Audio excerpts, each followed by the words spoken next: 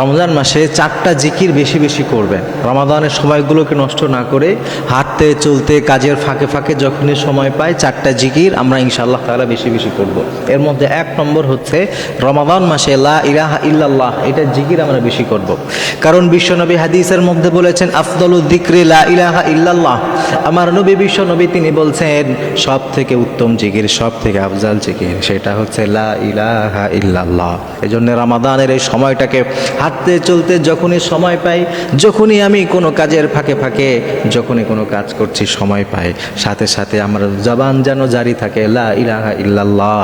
কারণ এইটা এমন একটা অসাধারণ একটি জিকির, এই জিকিরটা এত অসাধারণ আপনারা যেদিন কিয়ামতের ওই ময়দানে যেদিন আমাদের আমল নামাগুলোকে দাঁড়িপাল্লায় রাখা হবে, মিজানের পাল্লায় যেদিন আমাদের আমল নামাগুলো রাখা হবে, লা ইলাহা এটা এত বেশি ভারী হবে, গোটা দুনিয়া যদি এক দাঁড়িপাল্লায় রাখা হয় আর একদিকে যদি লা ইলাহা ইল্লাল্লাহ রাখা হয়, লা ইলাহা ইল্লাল্লাহর পাল্লায় আল্লাহ তাআলা বেশি ভারী করে দিবেন। সুবহানাল্লাহ। প্রিয় ভাইরা, এই জন্য মনে রাখবেন যে 1 নম্বরে লা ইলাহা ইল্লাল্লাহ এটা জিকির আমরা ইনশাআল্লাহ তাআলা বেশি বেশি করব।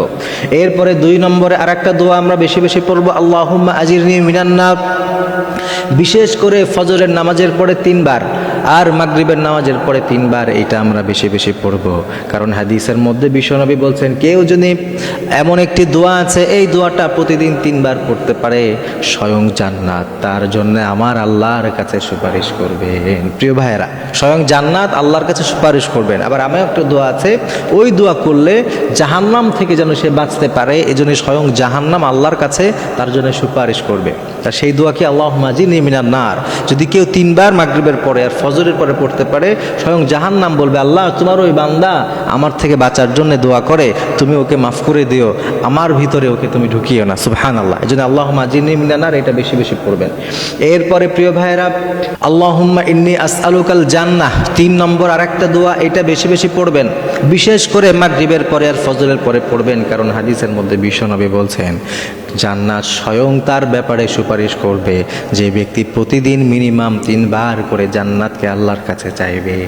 যদি কেউ 3 বার জান্নাতকে আল্লাহর কাছে চাইতে পারে যে আল্লাহুম্মা ইন্নী আসআলুকাল জান্নাহ, হে আল্লাহ আমি তোমার কাছে জান্নাত চাই, এই ব্যক্তিকে এই বান্দার ব্যাপারে হাদিসে এসেছে যে স্বয়ং জান্নাত আল্লাহর কাছে বলবে আল্লাহ তোমার অমুক বান্দাকে আমার মেহমান বানিয়ে দিও। সুবহানাল্লাহ। এজন্য প্রিয় ভাইরা, এই দোয়াটা ইনশাআল্লাহ তাআলা আমরা বেশি বেশি করার চেষ্টা করব। আর 4 নম্বর হচ্ছে আস্তাগফিরুল্লাহ, বেশি বেশি ইস্তেগফার করব। বিশ্বনবীর হাদিসের মধ্যে এসেছে যে রমজান পেল কিন্তু তার গুনাহ মাফ করিয়ে নিতে পারলো না, সে যেন ধ্বংস হয়ে যায়।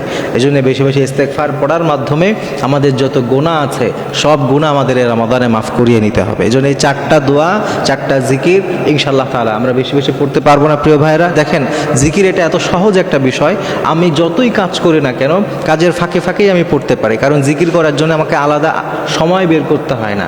আমি কাজ করছি, আমার হাত চলে, আমার পা চলে, তো আমার জবানও চলবে, সমস্যা কি, তাই না? এজন্য ইনশাআল্লাহ তাআলা আমরা চেষ্টা করব বেশি বেশি এই 4টা জিকির করার জন্য।